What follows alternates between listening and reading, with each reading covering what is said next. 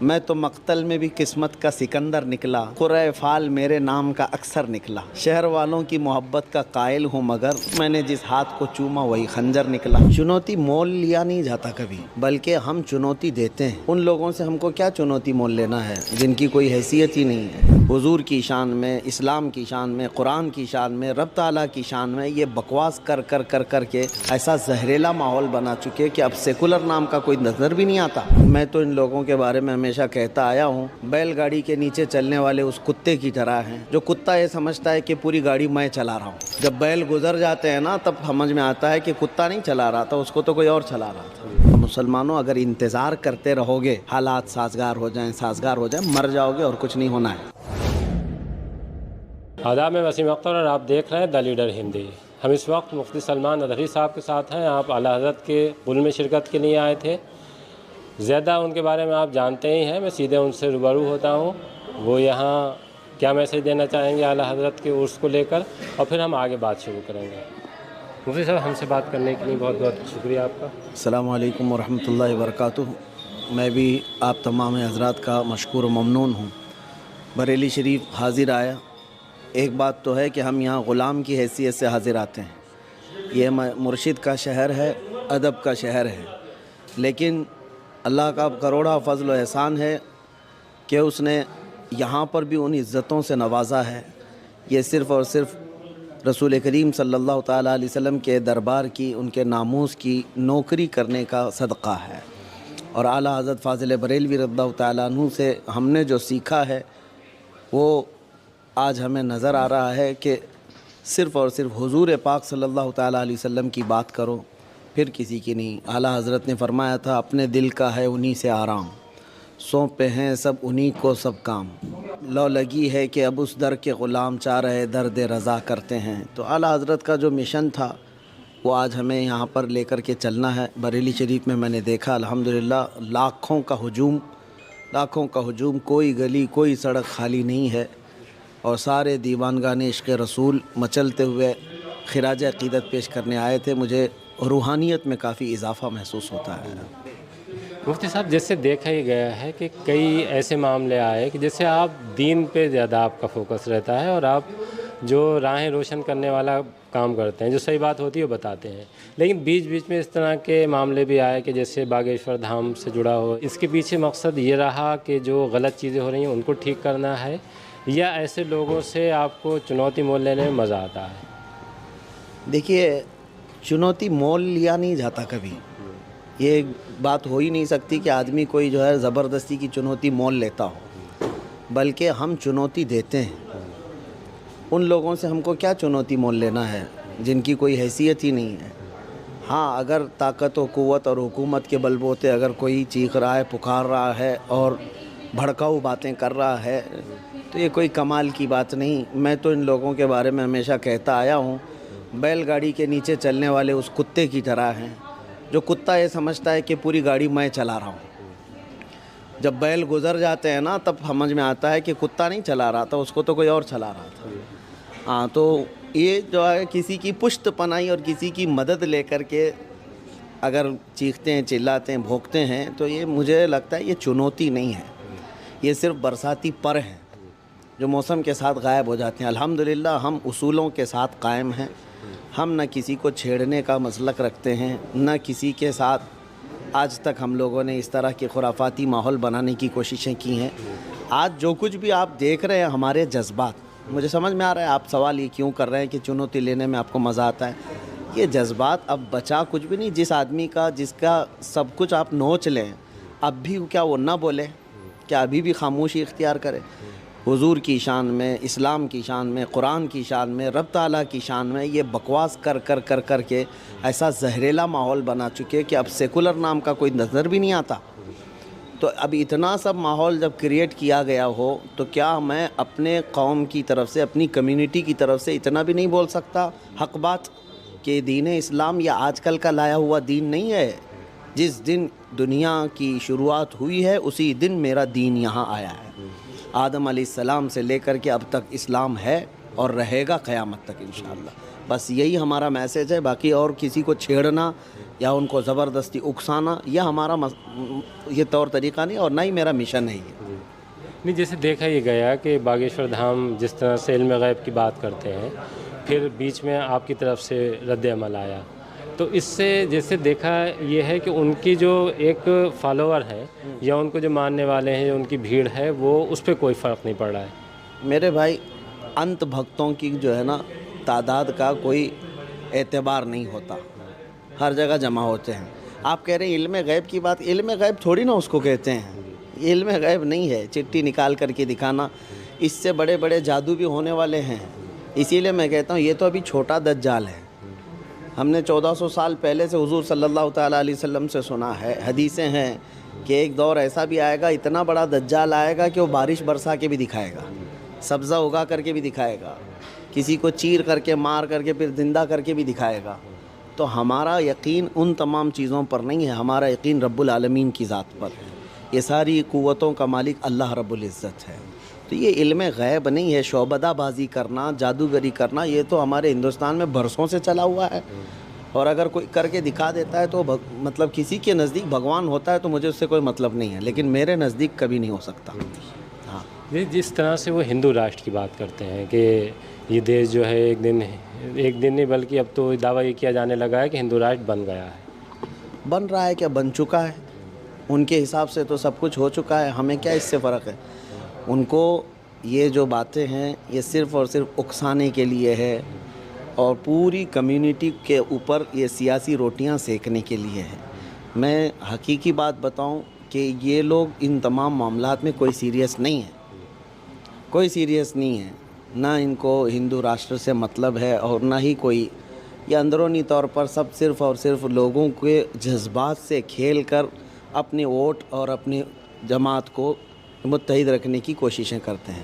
اور میں تو یہی کہتا ہوں آج بھی ہمارے لیے تو یہ بات ہے کہ ہم تو ٹوٹی پوٹی جماعت کے ہیں. 14% تمہاری تعداد کے حساب سے ہندوستان میں ہیں، لیکن پھر بھی اپنی قوم کو، تمہاری پوری قوم کو ڈرانے کے لیے ہمارا ہی نام استعمال کرنا پڑتا ہے.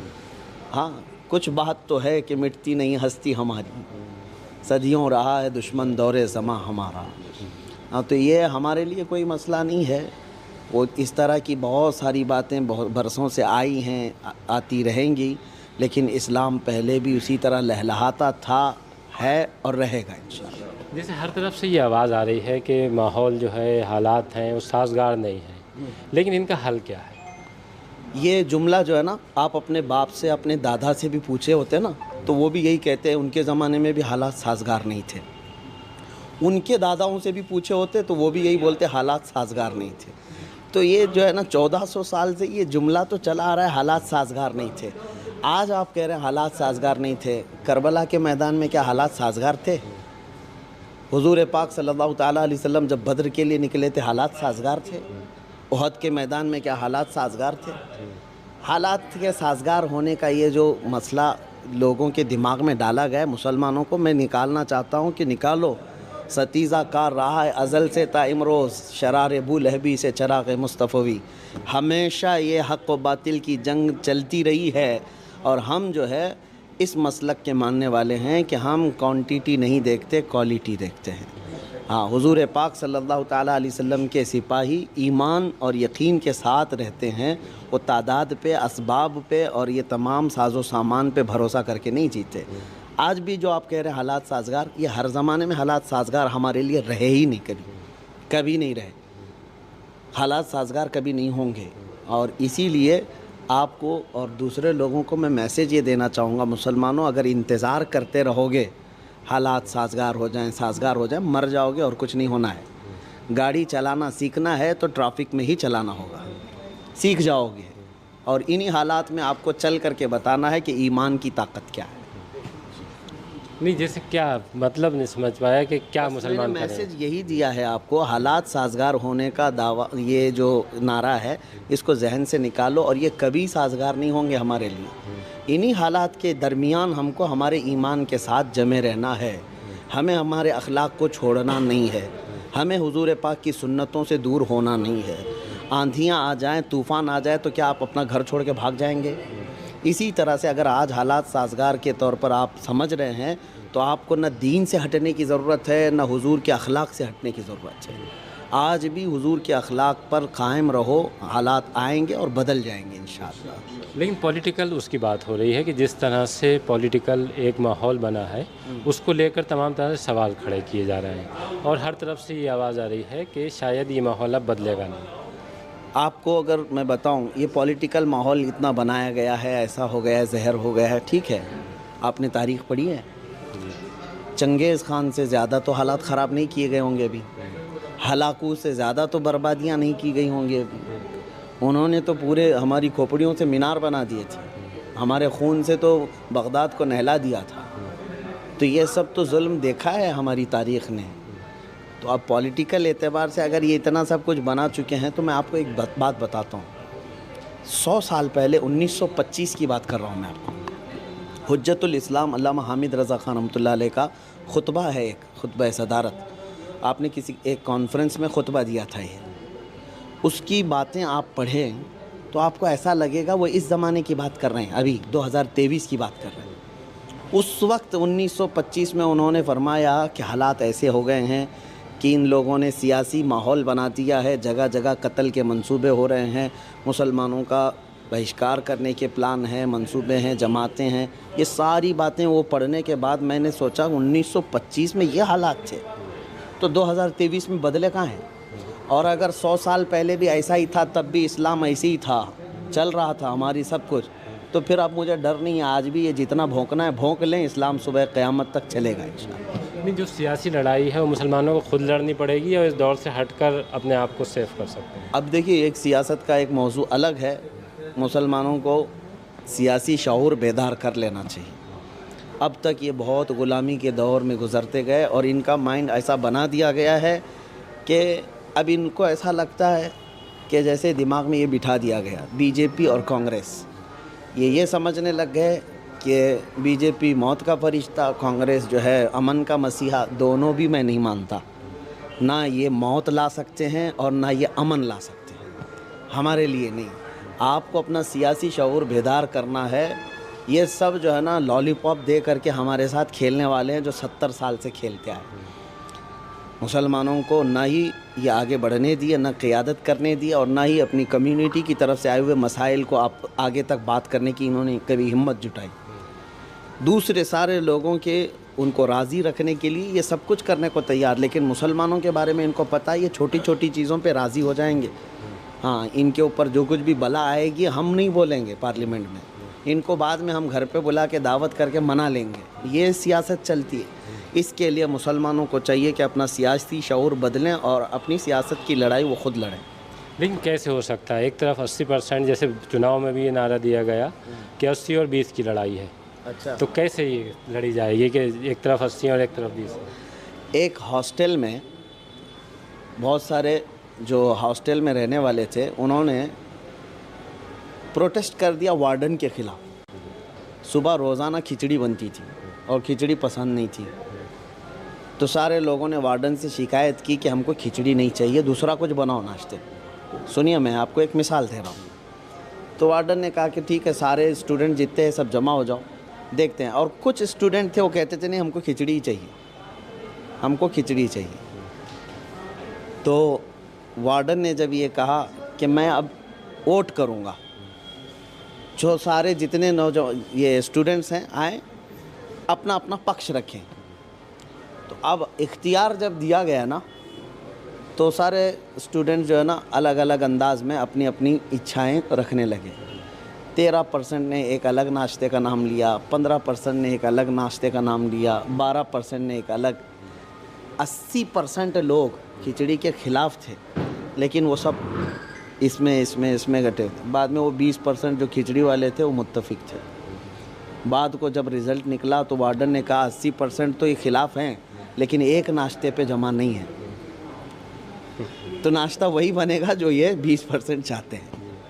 ایک موضوع پہ بہت تفصیل سے اس بار چرچا ہوئی ہے, چاہے وہ جامعۃ الرضا ہو یا اسلامیہ کا میدان ہو.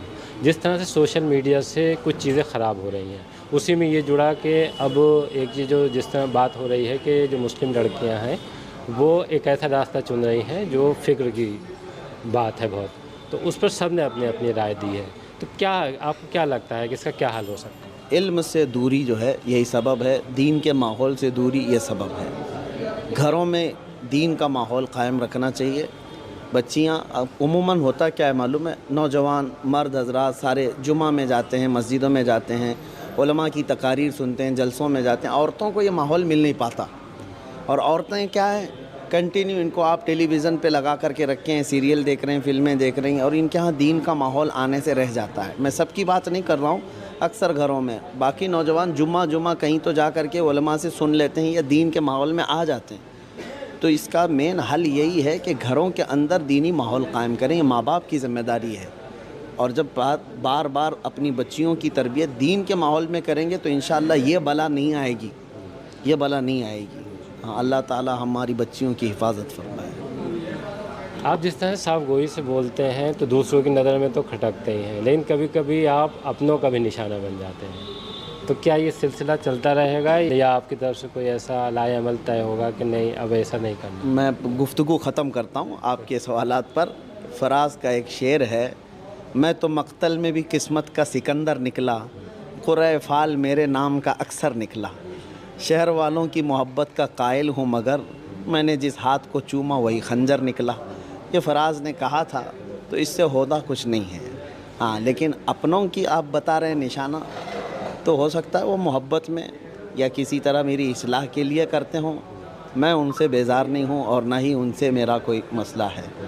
ہاں، اور دوسروں کے نظروں میں اگر کھٹکتا ہے تو کھٹکتا رہنے دیں، کوئی مسئلہ نہیں ہے، اور یہی چیز دین کی خدمت کے لیے ہمارے لیے کافی ہے۔